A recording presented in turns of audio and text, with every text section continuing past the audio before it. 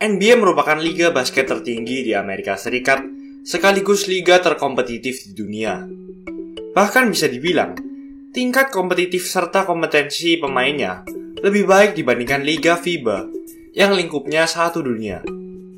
Namun bila Anda merasa bahwa layaknya liga yang sudah sangat tinggi, pasti liga tersebut bebas dari kecurangan serta hal-hal tidak baik. Lihatlah cuplikan momen-momen berikut yang mungkin akan mengubah pikiran Anda. Sebelum lanjut, jangan lupa like dan subscribe ya. Simak ulasan berikut ini. Playoff final wilayah Barat tahun 2002. Di babak ini, saat itu Lakers sudah berhasil menjadi back-to-back champion 2 musim sebelumnya dan berniat melangsungkan three-peat atau 3 kali juara dalam 3 musim berturut-turut. Seri ini merupakan salah satu seri paling kontroversial dalam sejarah NBA. Hasil dari seri ini adalah Lakers mengalahkan Sacramento Kings dalam 7 game. Di tahun itu, Lakers pun berhasil masuk ke NBA Finals dan memenangkan cincin juara selama 3 tahun berturut-turut. Namun ternyata, di game ke-6, ternyata ada sebuah surat yang sampai ke pengadilan, menyatakan bahwa wasit Tim Donaghy, wasit di game ke-6 Lakers melawan Kings, sengaja bekerja sama dengan 2 wasit lainnya untuk memperpanjang pertandingan Lakers melawan Kings menjadi game 7. Tim Donaghy sendiri mengakui bahwa game 6 tersebut memang dicurangi. Lakers sendiri menang di pertandingan game ke-6 dan berhasil menyamakan skor playoff menjadi 3-3 dan harus lanjut ke game 7. Kemenangan Lakers di game 6 sendiri sangat kontroversial. Karena Lakers menang bukan karena Lakers berhasil memasukkan banyak tembakan, namun karena banyaknya free throw yang sengaja diberikan wasit. Bayangkan saja, Lakers menerima 40 free throw di game 6 tersebut, di mana 27 diantaranya berada di kuarter keempat. Sangat tidak masuk akal di mana 27 free throw hanya terjadi dalam satu kuarter. Salah satu alasan di balik kecurangan ini adalah karena NBA tidak mau membiarkan Sacramento Kings, tim dengan market basket dan fans yang terbilang kecil, masuk ke NBA Finals, karena akan merugikan banyak hal, terutama sisi finansial. Sebaliknya, NBA menginginkan Lakers, kota yang fans dan market olahraganya sangat besar, sekaligus dengan squad rosternya yang muda-muda, seperti Kobe Bryant dan Shaq, untuk masuk ke final dengan harapan NBA akan meraih banyak keuntungan. NBA Finals tahun 1998. Pertandingan ini adalah pertandingan antara Utah Jazz melawan Michael Jordan. Saat itu, Michael Jordan sedang berusaha mendapatkan cincin juaranya yang ke-6. Pertandingan ini dimenangkan oleh Chicago Bulls dalam 6 game. Dan Chicago Bulls sendiri berhasil three-peat atau menang selama 3 kali berturut-turut. Namun saat di game terakhir ini, yaitu game ke-6, terjadi 2 momen kecurangan saat itu. Yang pertama, saat di kuarter 2, wasit memberikan pelanggaran shot clock kepada Utah Jazz. Padahal, tembakan dari pemain Jazz Howard Ashley saat itu masuk, dan tayangan dari TV replay pun memperlihatkan bahwa bola sudah ditembak oleh Howard tepat sebelum shot clock habis. Lalu yang kedua, adalah momen yang mungkin sudah sering kali kalian lihat di highlights Michael Jordan. Saat itu, Bulls ketinggalan 86-85 oleh Utah Jazz, dan bola berada di tangan Utah Jazz. Lalu saat permainan dimulai, tersisa sekitar 20 detik, Jazz memberikan bola ke pemain terbaiknya, yaitu Karl Malone. Namun berhasil dicuri oleh Michael Jordan, dan waktu tersisa sekitar 10 detik. Lalu Jordan membawa bola dan dijaga oleh pemain Jazz, yaitu Byron Russell. Dan kita semua tahu endingnya adalah MJ berhasil memasukkan tembakan tersebut. Namun lihatlah tayangan crossover ini, di mana terlihat tangan MJ mendorong defendernya, namun tidak diberi pelanggaran offensive foul oleh wasit.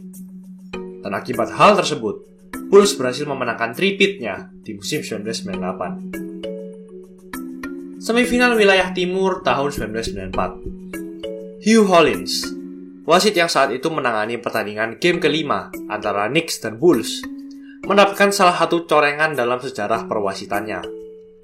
Hasil dari seri ini adalah Knicks berhasil mengalahkan Bulls dalam 7 game dan melaju ke NBA Finals. Namun Knicks tak berhasil mendapat juara setelah kalah dari Houston Rockets di final.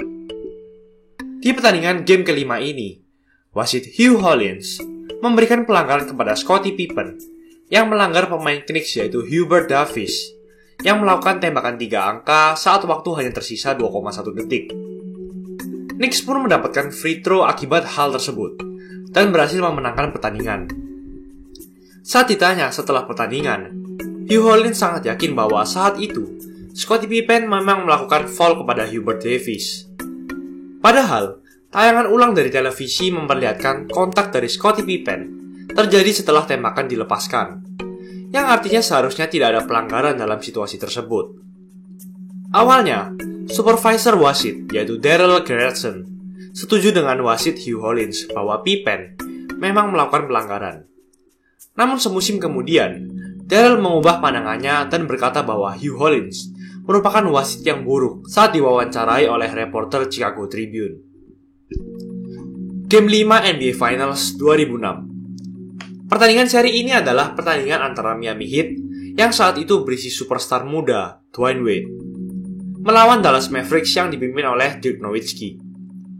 Gosip yang beredar adalah NBA ingin berpihak kepada tim dengan market lebih besar, yaitu Miami Heat, dibanding dengan Dallas Mavericks.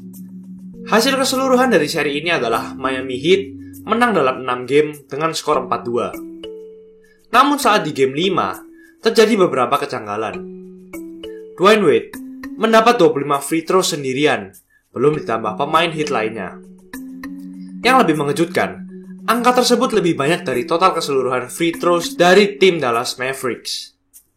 Dwayne Wade sendiri mendapatkan total 97 free throws dalam 6 pertandingan melawan Mavericks, yang merupakan rekor free throw terbanyak dalam NBA Finals. Lalu kejanggalan selanjutnya, ketika game tersisa 9,1 detik, terjadi dua keanehan sekaligus. Saat Miami Heat melakukan inbound, Dwayne Wade menangkap bola di udara dan menginjakkan kakinya di backcourt. Owner Dallas Mavericks yaitu Mark Cuban memprotes hal tersebut karena mengira Dwayne Wade seharusnya melakukan pelanggaran backcourt, namun tidak ditiup oleh wasit. Kejanggalan kedua, saat Wade melakukan layup, terlihat tangan Dwayne Wade menyikut wajah Dirk Nowitzki, yang seharusnya diberi offensive foul, malah diberi free throw oleh wasit. Alhasil, pertandingan ini dimenangkan oleh Miami Heat. Namun kekalahan ini juga tak terlepas dari blunder yang dibuat oleh pemain Mavericks, yaitu Josh Howard. Setelah Wade menerima foul tadi, Wade berhasil melesakan tembakan free throw pertamanya. Di pinggir lapangan, pelatih Dallas Mavericks yaitu Avery Johnson memberi sinyal kepada pemain di lapangan untuk memanggil timeout setelah free throw kedua Dwayne Wade. Namun Josh Howard salah menangkap hal tersebut dengan memanggil timeout setelah free throw pertama Dwayne Wade, yang berakibat menghabiskan timeout tersisa dari Dallas Mavericks. Alhasil, Mavericks harus menginbound bola dari full satu lapangan, dan tembakan Devin Harris tak berhasil dimasukkannya. Final wilayah timur 1999. Satu lagi kasus di mana NBA lebih berpihak kepada tim dengan market yang lebih besar. New York Knicks memiliki salah satu musim terberat dalam karirnya. New York Knicks hampir saja tak masuk ke NBA Playoff, dan banyak rumor yang beredar bahwa pelatih Knicks saat itu, yaitu Jeff Van Gundy, akan dipecat. Namun rumor tersebut ternyata adalah hoax, dan Jeff berhasil menaikkan timnya mendapat ranking ke-8 di posisi paling buncit di timur. Namun mujizat terjadi.